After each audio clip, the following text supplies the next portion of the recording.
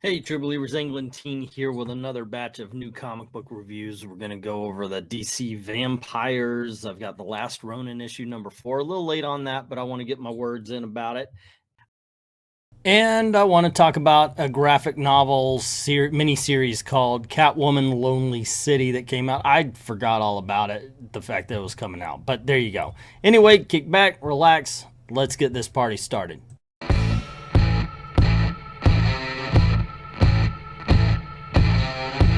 So we're going to start off with this DC versus vampires thing. I'm thinking, okay, they're trying to capture the deceased audience again. So I pick it up figuring, what the hell? Let's give it its day in court. We see someone going up to the Hall of Justice. I like the fact that they've included this into DC continuity in some places. And we find out that it's basically iVampire.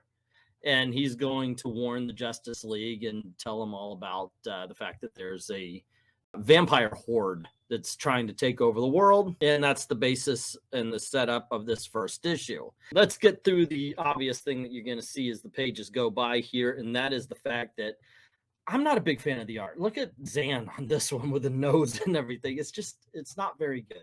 Sometimes when he's drawing when the art is more vague or something like that, like you're going to see some red pages coming up here, and they're not bad. But when you're seeing actual humans, when you're seeing actual flesh and all that kind of stuff, I think the comic book suffers for it. The art is not the greatest, but I think it's okay because the saving grace is the writing isn't all that great either. I wish it was. I wish I could say something along the lines of, wow, you know, the story gripped me and I really felt fearful for the world and what's been going on as we see some violently dead vampires here. The fact that the Legion of Doom was taken out early, that should have had some sort of impact. You know, it just didn't. I don't know. I'm going to give a couple of issues a try here to see if it gets any better. But so far, I think that's the problem. The book wants to it's like somebody telling a campfire story and they're really into it, and you're just thinking, wow, this kind of stinks, because I can see there's a lot of passion here, and that's why I want to give it another chance. I want to see if the next issue, or I might last 3 issues, because there is a lot of passion in this first issue. I can tell. I want to see if it goes anywhere, because right now, unfortunately, I got to say it doesn't. But what you going to do with that, right? I mean, there's got to be more to it. We just saw, we spent, 3 miniseries seeing all of our DC heroes as zombies. Are we now supposed to be shocked that they're vampires? Because it really does seem like the writing is relying on the gimmick rather than any kind of real story. Next up, I want to talk about Catwoman Lonely City, and I did get the variant cover and all that kind of stuff, written, drawn, colored, and lettered by Cliff Chang. So he's saying, hey, this is my baby. You don't like it, it's on me. I've always said that it's not what it's about, it's how it's about it. This is a big old trope. You have seen it before. This is not an original story. It's the person who got arrested, gets out of jail after 20 years, doesn't know what to do with their life, figures they'll try a little bit to go straight, can't. So they think, well, I'm either going to get back into prison or I'm going to do that one last heist, and that's Catwoman. Obviously, you can tell by the art here, she's older. She's a little bit more run down than normal. I do like the fact that we discover there's an apartment within the apartment, you know, because they've got her building. The whole street that she used to live on is blocked off, but she goes in and like there's this normal room, and then she unlocks something and it's this more extravagant stuff that people haven't really gone into very much. And that's how Catwoman, I guess, had lived before prison, and now this is how she wants to live again. So she does go out and try to find a way to re-spark that old life once again. Oh, and by the way, Two-Face's mayor, I do think that's got to be brought up here. I don't buy the Two-Face as a legitimate mayor.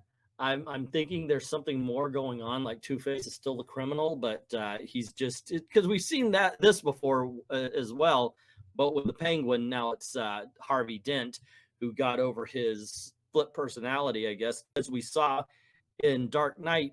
Is the split personality really Harvey Dent, or is it Two-Face and he's making it out like it's Harvey Dent, you know, because it could go both ways on this one. And it is kind of cool. Like right here, you see Penguin older. It is kind of cool watching them as older people, and Catwoman having to deal with the fact that at 50 years old, her bones aren't the same. And let me tell you, that's something real when you can like hurt yourself stepping off the stairs. It's like, how'd I do that? Oh my gosh. Yeah, I pulled a muscle by pointing. Oh, so they are dealing with age and everything, and they are talking about it. Obviously, it's a comic book, so it's a little bit ridiculous, but I'm good with this. It's not great. It's an average book, but I'm willing to see where it goes from here. Finally, I want to talk about Last Ronin. The reason why I want to talk about Last Ronin is I think not enough people are talking about the Last Ronin. I mean, as simple as that. This is issue number 4, so we've watched all of the turtles fall at this point. This is Donatello's turn, basically. We saw Leonardo go. We saw Raphael. Raphael was first out the gate, as a matter of fact. So we're watching the family die here. At the same time, we're getting the revolution. Finally, Michelangelo is getting together with April O'Neil and her kid, and they're really going to make this last push. We're getting to the final issues, and it's getting a little bit more exciting.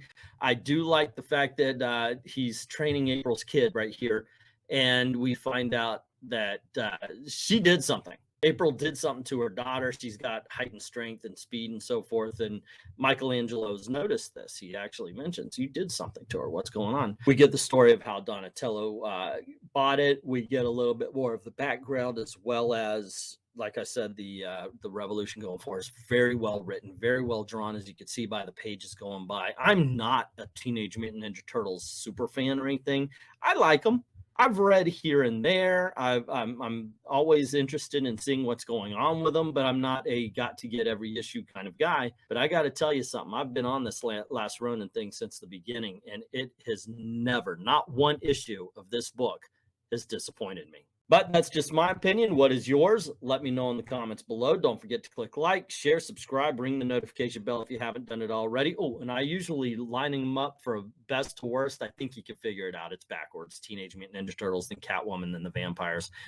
If you don't mind helping out the channel, going over to Patreon, Ko-Fi, the links are in the description below. Drop $1 in the till. It's like a little tip jar on Ko-Fi. No big commitment, but it's much appreciated. And I'd like to thank everybody who's already done that, and everyone, all of the true believers.